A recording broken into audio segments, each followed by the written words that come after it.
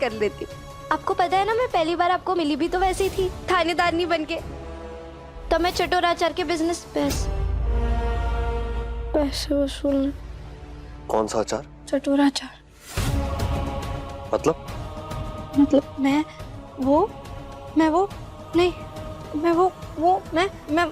बुलबुल, ठीक से समझाओ। वो मैं और हमारी गुड़ की ढेली है ना, हमारा एक छोटा सा और प्यारा सा बिजनेस है चटोरा अचार का। तो हमारी गुड़ की ढेली बहुत चोखे चोखे अचार बनाती है। और तुम क्या करती हो? मैं उसका प्रचार करती हूँ और अलग अलग जगहों पे जाके उसे बेचती हूँ। और जो भी हमारी माँ की मेहनत के पैसे ना देना, उसे अपनी तरीके से निकलवा भी लेती हूँ, जैसे उस दिन निकलवाए थे। गीता जी का एक पैसा नहीं दिया, उनका बकाया अभी चुकता करो। इसका मतलब कि सप्लाई, डिस्ट्रीब्यूशन, मार्केटिंग, सेल्स, ये सब कुछ तुम संभालती हो? चटोरा अचार सिर्फ हमारा शौक नहीं, हमारी जरूरत है। हमारा पूरा घर ही उससे चलता है, लेकिन बाबा साहब को इसके बारे में कुछ भी नहीं पता है। इसका मतलब कमाल की बिजनेस वुमन हो तुम।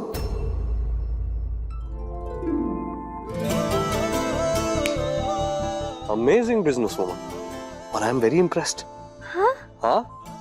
आपको गुस्सा नहीं आया? नहीं। आपको बुरा नहीं लगा कि मैं ये बिजनेस करती हूँ? नहीं, क्यों? आपको बुरा भी नहीं लगा, आपको गुस्सा भी नहीं आया कि मैं ये बिजनेस करती हूँ?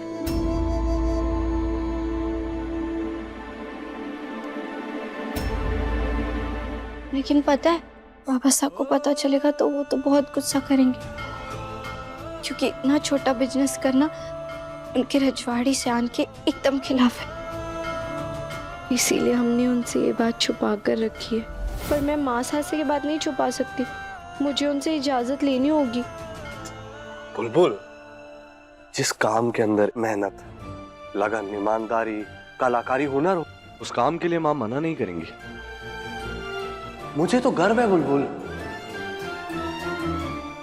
आजकल औरतों के हुनर को उनका शौक बोलकर ना छोटा आंकने की कोशिश की जाती है, लेकिन इसी शौक को नहीं, इसी हुनर से औरतें अपना घर भी तो चला रही हैं। जैसे कि गरम मसाला, मसाले, पापड़, अचार, बैग, सिलाई, बुनाई, कढ़ाई, सब कुछ कर कर अपने पैरों पर खड़े होने की कोशिश कर रही हैं औरतें। अपना घर चला रही है, और ना सिर्फ घर चला रही हैं, अपने देश को भी आगे बढ़ा रही हैं। देश की इकोनॉमी, देश की जीडीपी को बढ़ा, आर्थिक व्यवस्था में अपना कंट्रीब्यूशन दे रही है। समझ रही हो तुम?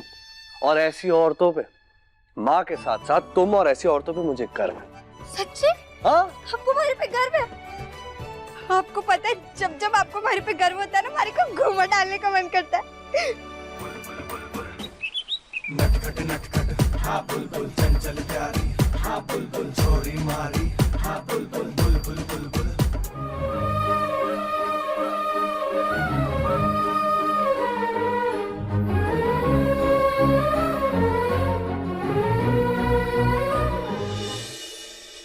बुलबुल, अपने परिवार के प्रति प्यार और जिम्मेदारी समझ के चीजें करोगी तो आराम से हो जाएगा, फिर कोई दिक्कत नहीं होगी।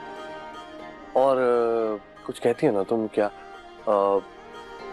बुलबुल एक बार कुछ ठान लेती है तो करके ही रहती है। हाँ, मैंने भी ठान लिया कि मैं अपने चटोरा अचार के बिजनेस को बहुत ऊपर तक लेके जाऊंगी। पूरे राजस्थान में वर्ल्ड फेमस होगा हमारा चटोरा अचार, और हर घर लेगा इसकी चटका। Tick tock. अरे बिल्कुल होगा। और तुम्हारे चटोरा अचार को एक्सपैंड करने के लिए अगर तुम्हें मेरी कोई जरूरत पड़े या मदद की जरूरत हो तो बेझिझक बोलना, मैं हूं तुम्हारे और तुम्हारी माँ के साथ, हमारी माँ के साथ।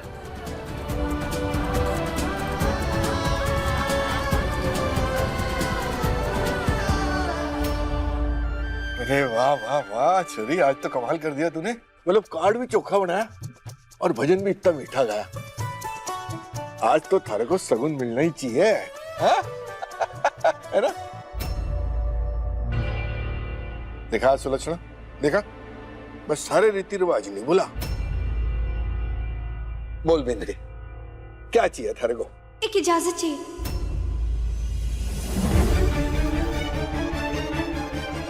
आपसे।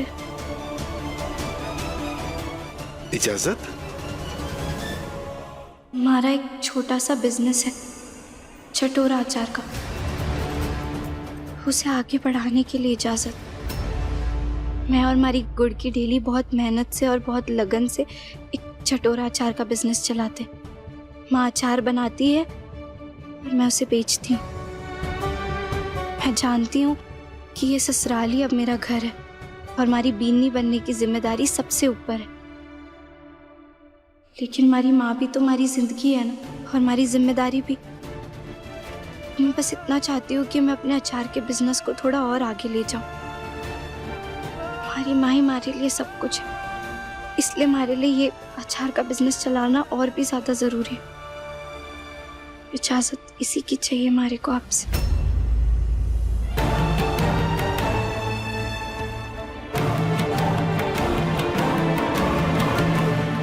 एक लड़की के लिए शादी के बाद उसकी जिम्मेदारी उसका ससुराल ही होता है। और वैसे भी एक बींदनी की जिम्मेदारी तो तुम निभा नहीं पा रही, साथ में एक बेटी की जिम्मेदारी कैसे निभाओगी?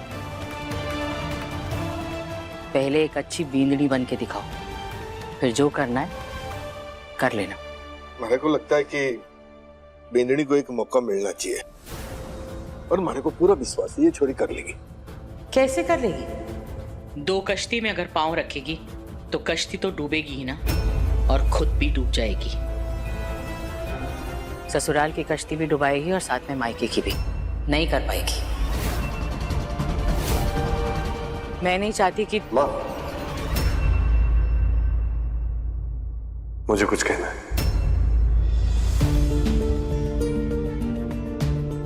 माँ, बुलबुल ने अपने मायके की जिम्मेदारी उठाई है, और अगर अब वो अपनी जिम्मेदारी नहीं उठाएगी तो फिर तो मायके के प्रति बेईमानी होगी ना।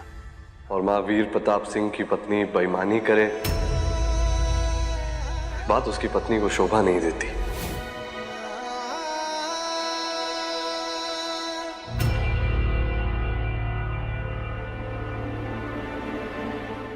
अगर माँ परमिशन नहीं दे रही है तो आप लोग जिद करके उन पर प्रेशर क्यों डाल रहे हैं?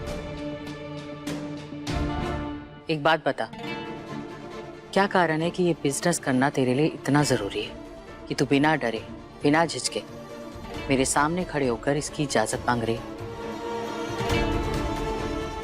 एक कारण बता। हमारी गुड़ की डेली।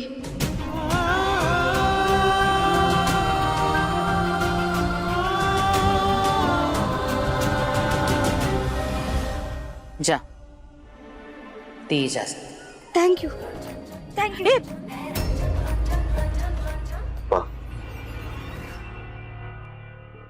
Thank you. पापा,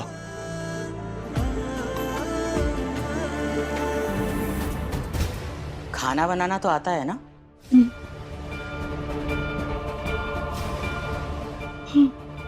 तो तैयारी करनी शुरू कर दो, सामान आता ही होगा। मुझे कोई गलती नहीं चाहिए।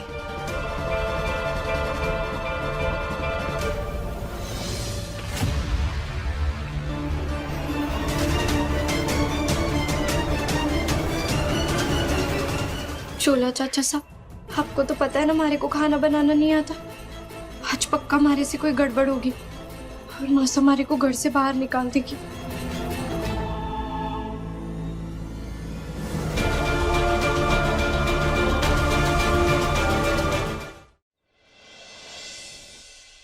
घर से निकाल देंगे?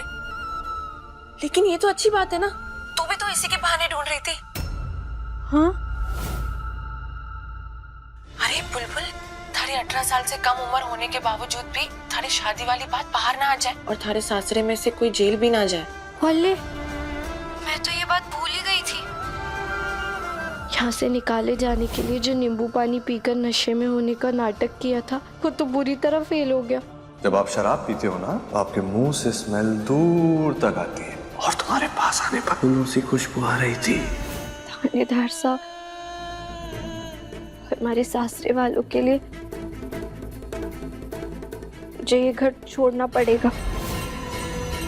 मैं खाना बनाऊंगी, लेकिन इतना खराब बनाऊंगी कि मासा खुद मुझे सबके सामने डांटेंगी। और तभी उसी वक्त मारे को गुड़ की ढेली के साथ पुष्कर भेज देंगी। बचपन से ही मारे को ब्याह करने का, एक अच्छी बीवी, अच्छी पत्नी बनने का और सारे रीति रिवाज करने का कितना शौक था। और आज जब मारे को एक अच्छा पति मिला है, इतने प्यार करने वाले लोग मिले, तो मैं खुद ही अपनी किस्मत को ठुकरा रही हूँ। बुलबुल, अगर सच्ची में थारे को इतना बुरा लग रहा है तो एक और बार सोच लेना। नहीं नहीं नहीं, सोचना नहीं है मारे को, जाना तो पड़ेगा ही। बाबा साहब को इतनी ताकत थोड़ी ना दे सकती हूँ मैं। और जब माँ साहब खुद मारे को इस घर से निकाल देंगी तो बाबा साहब भी कुछ नहीं कर पाएंगे। अब चाहे कुछ भी हो जाए, मैं अपने आप को इस घर से निकलवा के रहूंगी।